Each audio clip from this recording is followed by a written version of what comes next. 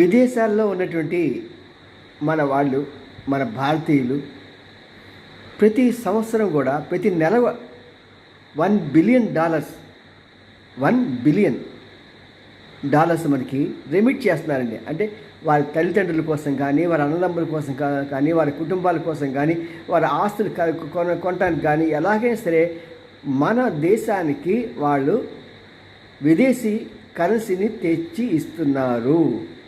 దీనివల్ల దేశానికి చాలా ఆర్థిక పటిష్టత కలిగి ఉంది. మరి ఇలా పంపించే వారిని అనేక దేశాల్లో ఉన్నప్పుడు వారికి అవాంతరాలు కలిగినప్పుడు భారతదేశం ఏం చేస్తుంది అని వారంతా ప్రశ్నిస్తున్నారు.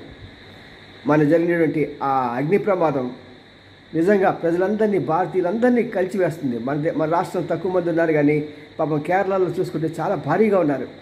ప్రభుత్వం ఇలాంటి వారి కోసం ఒట్టి మాటలు కట్టిపెట్టి గట్టి మేలు చేపట్టాలని ప్రజలంతా కోరుకుంటున్నారు.